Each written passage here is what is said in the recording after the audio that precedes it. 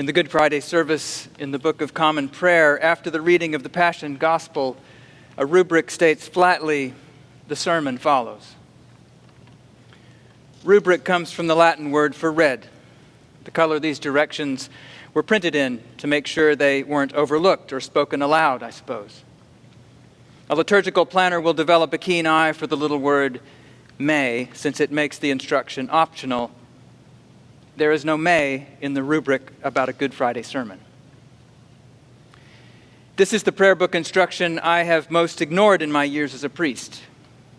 And there are plenty of people who, like me, take the rubrics to be almost as important as the rest of the text in our prayer book, but who still set this one aside annually.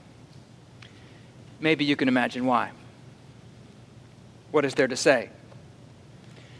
Offering a sermon after what we've just heard can seem a little like jumping nervously into the yawning breach of silence that follows Pilate's infamous question, "What is truth?" A silence that extends to today. Jesus still hasn't given Pilate a satisfactory answer, has he? To preach on Good Friday then becomes one more betrayal if the sermon amounts to an explanation of what Jesus refuses to explain. I offer this awkward disclaimer as a kind of homiletical warning label, one that reminds us that if a Good Friday meditation impinges upon the silence of Jesus, rather than draw us into it, it will have failed. But the desire for explanation is universal and very human. The first word many of us learned to speak was no, but why was probably not too far behind. And once we learn it, we wear it out. And by extension, we wear out whoever's nearest by and might be able to explain the world to us if we ask them why every last detail of it is the way it is. In other words, I'm giving Pilate the benefit of a doubt. I'm assuming he's not being just exasperated or snide, because there's something in all of us that really wants to know why things are. And the question that lives within that one, like a seed in its husk, is what is truth at all, and how do we know it? I say all this not to launch into a philosophical inquiry, just the opposite. I want us to remember that the desire to know the truth about ourselves and our world comes early and lives deep in us. I dare say it's a holy longing, one that surely has the power to draw us to God if we tend to it well. But there's also a very human tendency to mistake explanations for the truth, which might also go back to the child's peppering of her parent with 1,000 whys a day, back when we thought that if someone would just explain the floating of clouds and the greenness of grass and how come golf balls bounce higher than stones, we'll be able to figure this world entirely out by the time we're big. Truth will have filled up the perfect void of ignorance we arrive with in this life, one accurate explanation at a time. But what we find over time is that there is a void in us that the explanations cannot fill. We know it well in this so-called information age. The sea of data we swim in has not made meaning easier to come by.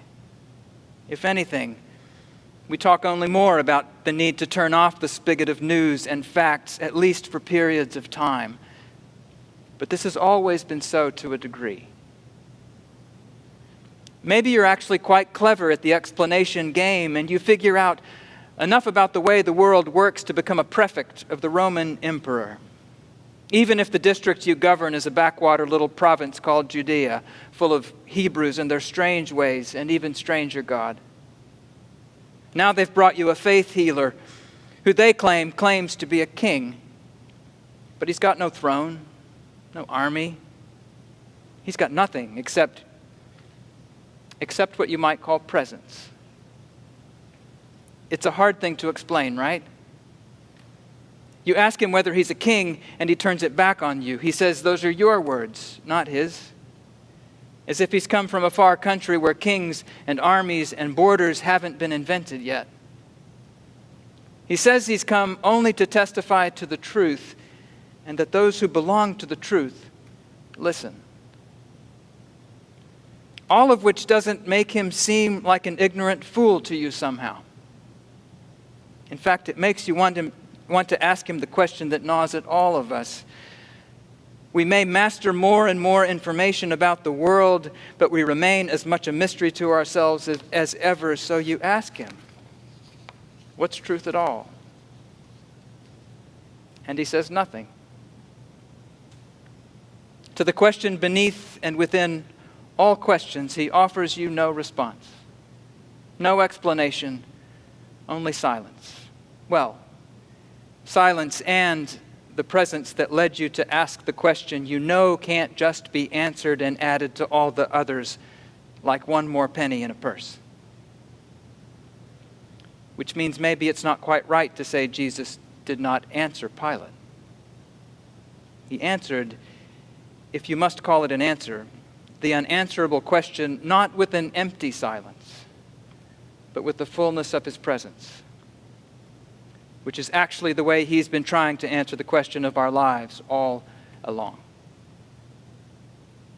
You see, from the first moments of John, we've been hearing about another way, a deeper way into the truth.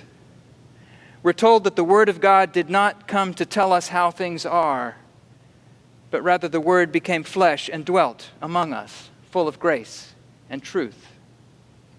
As if this most essential truth about ourselves we will only learn by living with this Word, this Jesus, by staying present to his presence. Over in chapter 8, as Rowan Williams translates it, Jesus says, if you make your home in my word, you will learn the truth, and the truth shall make you free. Knowing the truth is not about acquiring one more accurate fact about the universe. Knowing the truth is about abiding, living, staying near to this Jesus, near to the words that he said, near to the things that he did, near to the God he told us was so near as to be one with him. Maybe just as importantly, staying near when what he does is refuse to say anything. Maybe because it is only in the silence with his presence that we sense the truth we really seek is not a concept, it is a person. It is Jesus himself. The whole of this one human life lived entirely open to the purposes and to the mercy of God. Stay near to him, and the truth you need will be near to you as well. Pilate does not stay near. He washes his hands and lets the story of Jesus go the violent way of the stories of the earth. But the invitation remains, even to us. The invitation to turn from the kingdoms of this world and their explanations about the way things have to be, and to enter the silence of Jesus and stay near him. The invitation is to bring all of your life fully into contact with his. All of what your life is today. The unexpected grace of some moments, as well as the drone string of anxiety that seems to hum beneath everything all the time right now. This story will not explain it, but it can hold it. It can hold it near to the truth that is Jesus, who is near to the mercy that has made us, the mercy that fills him and flows through him and is available to anyone who will simply abide, who will simply make their home with him. A mercy so fierce, it may even run down the ones who cannot abide it, even the ones who will run away. Amen.